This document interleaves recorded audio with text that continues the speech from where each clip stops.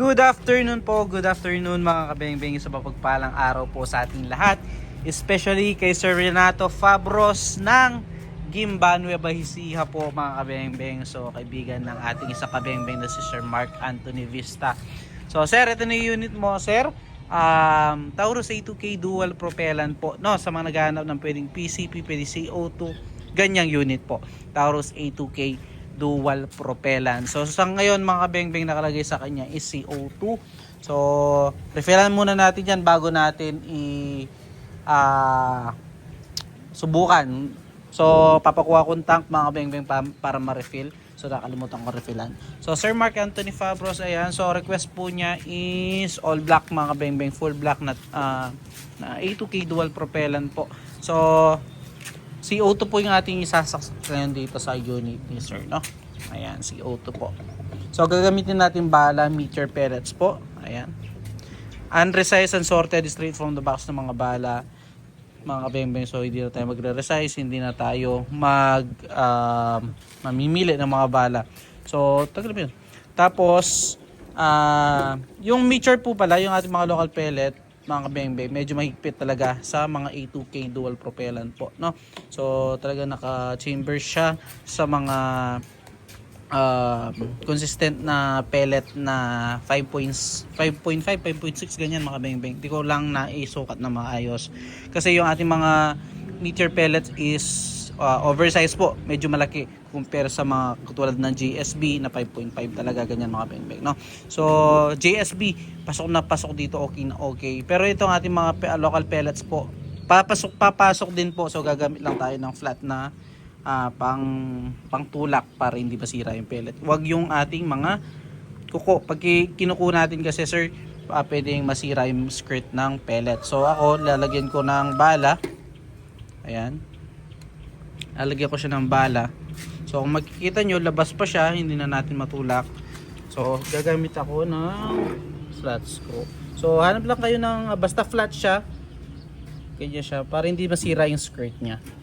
So wag natin pilitin gamit yung kuko. So ayan, hindi po nasira yung kanyang skirt. Ayan. So kung gusto mong kung ayaw mong gumamit ng ganito, mag-resize po tayo, no? Halos na mga A2K natin ganyan po mga kabeng-beng. Halos talaga wala pa ako nakita na sa ating mga meteor ngayon na papasok talaga. Kung pwede kayong pwedeng pumasok agad to kung magre-rechamber tayo, kaso baka ma-compromise naman yung kanyang accuracy. So resize na lang po or gumamit ng flat na para maitulak na maayos yung bala po. Pero sa GSB saktong-sakto po yan. So ayan po yung kanyang serial number sir, para makita nyo yung ating mismong tines is inyong unit mismo. So serial number niya is 241108588. Ayan, napakagandang numero ng serial number ng unit ni sir Renato Fabros. So ito, subukan na natin mga kabeng-beng, grouping test natin using meter pellets. So dahil wala po scope ito mga kabeng-beng, zoom na lang natin. So ayan po. So ito po, subukan na natin mga kabeng-beng. So Sir Renato Fabros, the moment of truth. First shot po tayo. First shot. Second shot.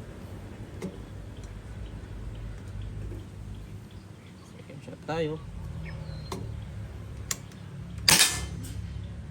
Third shot.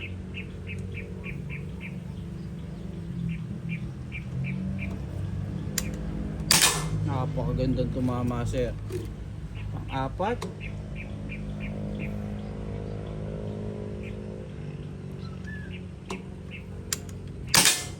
Pang-lima.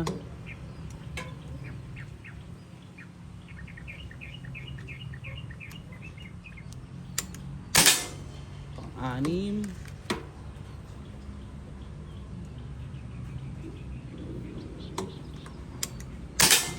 Pang-pito.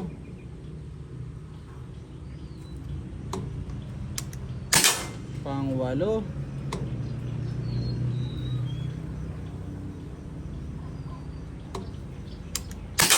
Pang-siyam.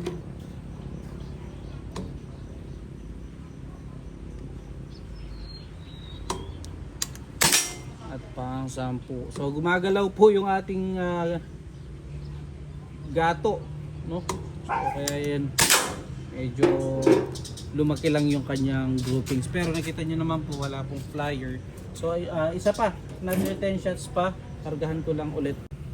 So ayan, ano pa natin mga kabeng-beng, no, sa second groupings pa natin itong unit ni Sir Renato Fabros. Kasi ayun yung kanyang groupings, nakita nyo naman po sa ating video na medyo lumaki. So pero wala po siyang naging flyer. Pero i-double check na natin itong unit syempre para makita natin na okay pa rin, okay talaga yung unit. So papakargahan natin again ng CO2 mga kabeng-beng dahil yung ating gato talaga ay gumagalaw, ayan, no? Gumagalaw po. So subukan natin, tignan pa yung magiging resulta ng ating second groupings, no? So gusto ko talaga ng okay unit bago natin padala. So same unit, ayan po yung kanyang serial number 2411-0808588. Ayan. So sir, ayan, pinakargahan po natin na CO2. So again, meteor pellets pa rin, second groupings po natin, no? So Sir Renato Fabros, so ito subukan na natin yung unit po, no? Second groupings using meteor pellets po, unresized and sorted straight from the box na mga bala pa rin po, no?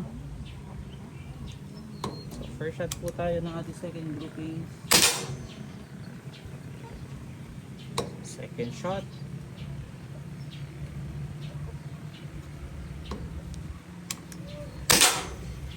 Third shot po.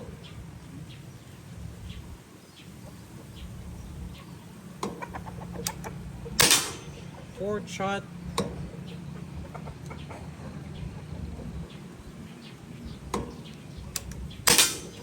Napakagandang tumama sir.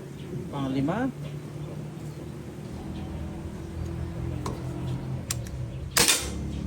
So yun, pellet to pellet po talaga. So talagang gumagalaw lang yung ating gato kanina mga kabeng-beng. Pang-6. Pang-7. So 7 shots, 6 shots, so 1 hole. 7 na. Gawin na nating 8 shot mga kabeng-beng. 8 shot na po ito. Ayun, same result pa rin. Pang-9. At last, pang-10.